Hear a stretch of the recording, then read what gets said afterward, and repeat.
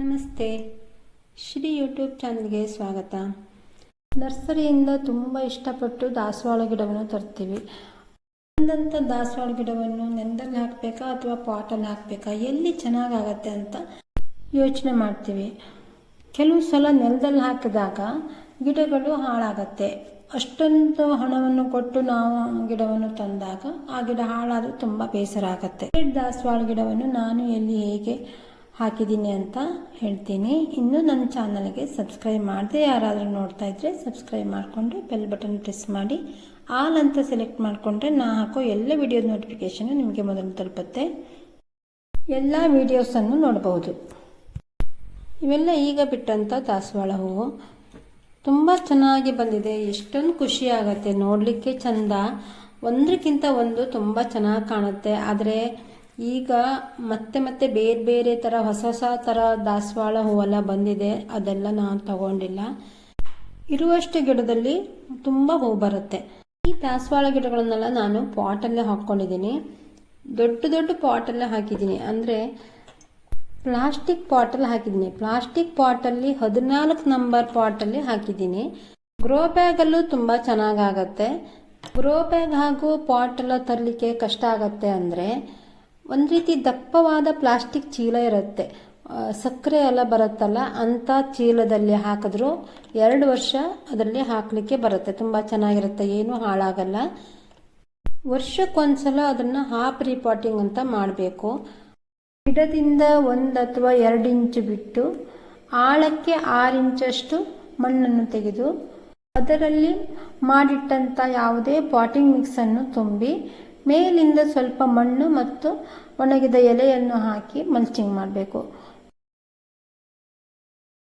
ಈ ಕೆಲಸವನ್ನು ಜೂನಲ್ಲಿ ಅಥವಾ ಜುಲೈಯಲ್ಲಿ ಮಾಡಬೇಕು. ಅಂದರೆ ಒಣಗಿದ ಮಣ್ಣನ್ನೇ ಹಾಕಬೇಕು, ಒಣಗಿದ ಪಾಟಿಂಗ್ ಮಿಕ್ಸನ್ನೇ ಹಾಕಬೇಕು. ಆಗ ಮಾತ್ರ ಗಿಡ ತುಂಬ ಚೆನ್ನಾಗಿ ಬರುತ್ತೆ. ತುಂಬ ಬಿಸಿಲಿದ್ದಾಗ ಹಾಫ್ ರೀಪಾಟಿಂಗನ್ನು ಮಾಡಬಾರ್ದು. ಯಾಕೆಂದರೆ ಸ್ವಲ್ಪ ಬೇರೆಲ್ಲ ಕಟ್ಟಾಗತ್ತಲ್ಲ, ಆದ್ದರಿಂದ ಗಿಡ ಹಾಳಾಗತ್ತೆ. ಈ ರೀತಿ ಪಾಟಲ್ಲಿ ಹಾಕೋದ್ರಿಂದ ವರ್ಷ ಪೂರ್ತಿ ತುಂಬ ದಾಸವಾಳ ಹೂ ಬರುತ್ತೆ ನಮ್ಮಲ್ಲಂತೂ. ಮತ್ತು ರೋಗಗಳು ಕಡಿಮೆ ಇರುತ್ತೆ. ಅದೇ ನೆಲದಲ್ಲಿ ನಾವು ನೆಟ್ಟಂಥ ಗಿಡವನ್ನು ಯಾವಾಗಲೂ ರೋಗನೂ ಜಾಸ್ತಿ ಇರುತ್ತೆ. ದಾಸವಾಳ ಗಿಡ ಮರವಾಗಿ ಬೆಳೆಯುತ್ತೆ, ಆದರೂ ಹೂ ಬರಲ್ಲ. ಕೆಲವು ಲೋಕಲ್ ಗಿಡಗಳೆಲ್ಲ ಹೂ ಬರುತ್ತೆ.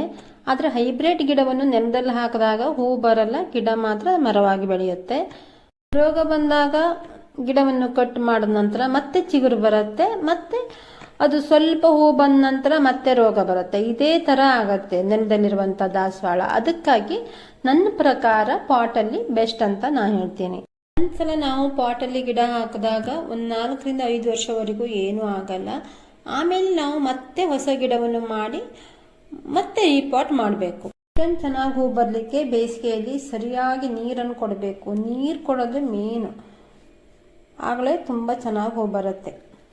ನನ್ನ ಹಿಂದಿನ ವಿಡಿಯೋದಲ್ಲಿ ಹಲಸಿನ ಹಣ್ಣಿನ ಡ್ರೈ ಫ್ರೂಟ್ ಯಾವ ರೀತಿ ಮಾಡಬೇಕು ಅಂತ ನಾನು ಹಾಕಿದ್ದೆ. ಯಾರಾದರೂ ನೋಡಿಲ್ಲ ಅಂದರೆ ನೋಡಿ, ತುಂಬ ಯೂಸ್ ಆಗುತ್ತೆ ಅನಿಸತ್ತೆ. ಮಿಸ್ ಮಾಡ್ಕೊಳ್ದೆ ನೋಡಿ. ತುಂಬ ಸುಲಭವಾಗಿ ಯಾವ ರೀತಿ ಹಲಸಿನಕಾಯಿ ಹಪ್ಪಳವನ್ನು ಮಾಡ್ಬೋದು ಅಂತಲೂ ಹಾಕಿದ್ದೆ, ನೋಡಿ. ಹಾಗೆಯೇ ಹಳ್ಳಿಗಳಲ್ಲಿ ಸಿಗುವಂಥ ಸೊಪ್ಪುಗಳನ್ನು, ಯಾವ್ಯಾವ ಸೊಪ್ಪುಗಳನ್ನು ಯಾವ ರೀತಿ ತುಂಬ ದಿನದವರೆಗೆ ಸ್ಟೋರ್ ಮಾಡುವ ವಿಧಾನವನ್ನು ನಾನು ನನ್ನ ವಿಡಿಯೋದಲ್ಲಿ ಹಾಕಿದ್ದೀನಿ. ಇಂತಹ ಒಳ್ಳೊಳ್ಳೆ ಮಾಹಿತಿಗಾಗಿ ನಮ್ಮ ಚಾನಲನ್ನು ಸಬ್ಸ್ಕ್ರೈಬ್ ಮಾಡಿಕೊಂಡು ನೋಡಿ. ಇದು ಸಿಟಿಯಲ್ಲಿದ್ದವರಿಗೆ ಹಾಗೂ ಮತ್ತು ಹಳ್ಳಿಯಲ್ಲಿದ್ದವರಿಗೂ ತುಂಬ ಹೆಲ್ಪ್ ಆಗುತ್ತೆ.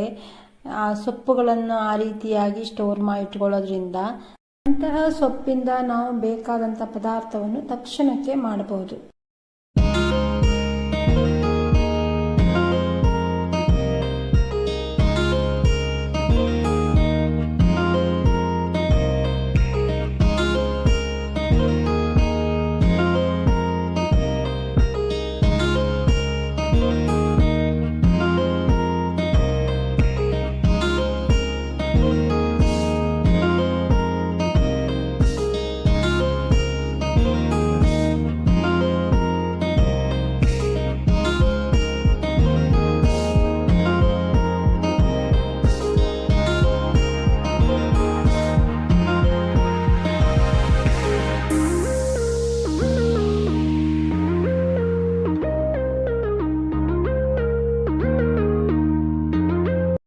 ಎಷ್ಟೋ ಜನಕ್ಕೆ ಇದು ಗೊತ್ತಿರುತ್ತೆ, ಆದರೆ ಎಷ್ಟೊಂದು ಜನಕ್ಕೆ ಇದು ಗೊತ್ತಿರಲ್ಲ.